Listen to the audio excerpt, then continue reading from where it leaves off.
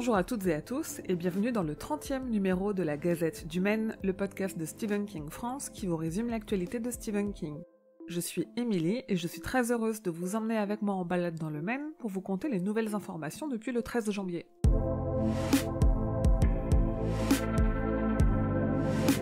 Vous ne pouvez plus l'ignorer, l'Institut est publié en français dans 2 jours, le 29 janvier, par les éditions Albin Michel. Je l'ai lu en anglais à sa sortie, et maintenant que vous allez bientôt le lire aussi, je vous ai partagé sur le site mon avis sans spoiler sur ce nouveau roman. Je vous invite à aller la lire et surtout, quand vous aurez terminé le livre, à venir en parler avec moi, je suis très curieuse de savoir ce que vous en avez pensé. Parmi les aberrations de traduction qu'on peut constater régulièrement, il y a celles qui concernent les écrits jamais traduits de King. Parmi elles, on pourrait citer le recueil Rêves et cauchemars qui, en VO, a 2 récits de plus qu'en VF. Parce que vu que ces récits parlent de baseball et que c'est un sport qui n'est pas considéré comme populaire en France, les éditeurs ont décidé de ne pas les inclure. On n'a donc pas ces 2 histoires dans notre version en français, qui est par conséquent incomplète.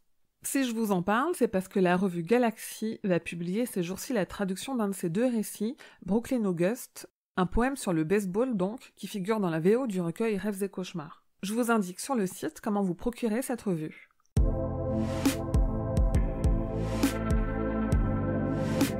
Le Blu-ray collector de Cimetière 2 qui sort le mois prochain aux États-Unis et dont je vous parlais en novembre a dévoilé ses bonus, mais aucune nouvelle d'une éventuelle sortie en France. Pour la première fois, le film Le Bazar de l'épouvante va sortir en DVD et Blu-ray en version longue, c'est-à-dire avec 1 heure de scènes supplémentaires. C'est un éditeur allemand qui sort ce film, mais il n'y a qu'une piste anglaise avec des sous-titres allemands. Si vous comprenez l'anglais, vous pourrez donc en profiter. Et si vous aimez les bandes originales de films, celles de Dolores Claiborne et Le Fléau sont proposées en édition deluxe en CD, et celle de Cimetière 2 vient de sortir en vinyle et cassette audio. Mauvaise nouvelle pour la série La Tour Sombre, l'épisode pilote n'a pas réussi à convaincre Amazon qui a annulé le projet. Ça ne signe pas sa fin pour autant, puisque les producteurs cherchent un nouveau studio, mais c'est quand même mauvais signe.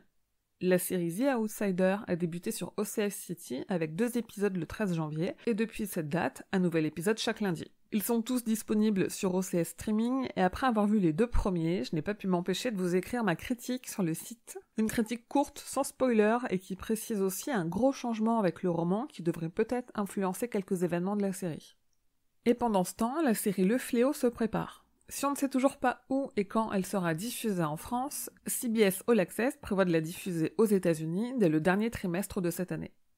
Et alors qu'en France, Canal+ n'a pas l'intention de diffuser la saison 2 de Castle Rock, on sait que le Blu-ray sortira aux États-Unis le 19 mai 2020, avec pour le moment un seul bonus au programme, un documentaire sur le personnage Danny Wilkes. Et on a appris qu'Hulu n'a encore pris aucune décision concernant une éventuelle saison 3 de Castle Rock, déclarant que des personnes continuent encore à découvrir la série.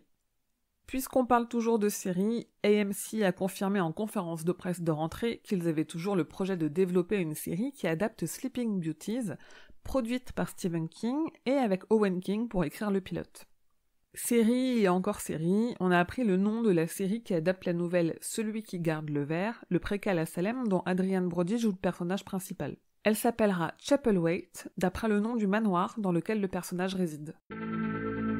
Et pour terminer, côté comics, on a eu les 4 visuels différents du premier numéro du comic Sleeping Beauties, qui sortira en VO le 15 avril.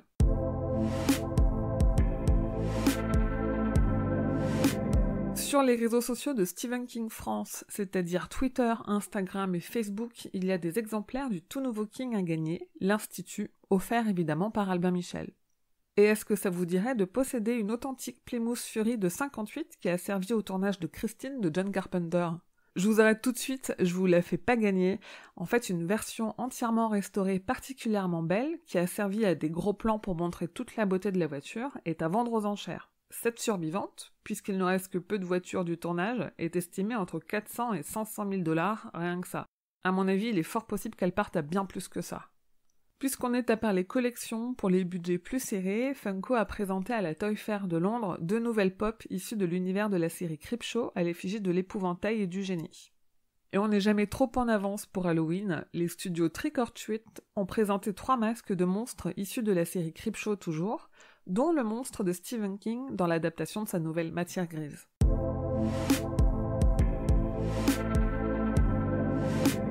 Report de publication du côté du livre de poche, ils m'ont informé que la version poche d'Anatomie de l'horreur qui était prévue au 5 janvier est reportée à plus tard dans l'année, sans apporter de précision sur une date, même si quelques rumeurs évoquent septembre.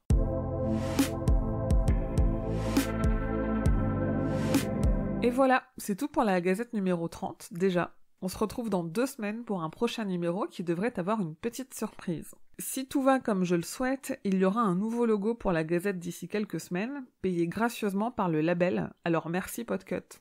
J'en profite pour vous dire que j'ai aussi l'intention de refaire les logos de Stephen King France, pour pouvoir ensuite vous faire de super goodies avec la tête de King, du genre stickers, badge, mug, sac, ou encore d'autres choses que vous aimeriez.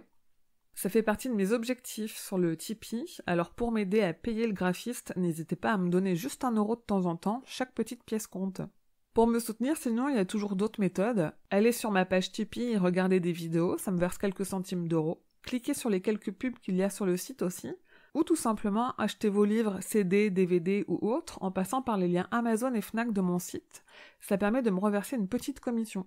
Pour discuter, échanger, questionner, rien ne change cette année, vous pouvez venir me trouver à tout moment, ainsi que tous les autres fans sur les différents réseaux de Stephen King France. Donc Instagram, Twitter, Facebook la page et Facebook le groupe, et aussi sur Discord. Et rendez-vous sur le site stephenkingfrance.fr dans l'article de cette gazette numéro 30 pour avoir plus de détails sur toutes les infos dont je viens de vous parler. Je vous dis merci et à bientôt, fidèles auditeurs et auditrices, que vos journées soient longues et vos nuits plaisantes.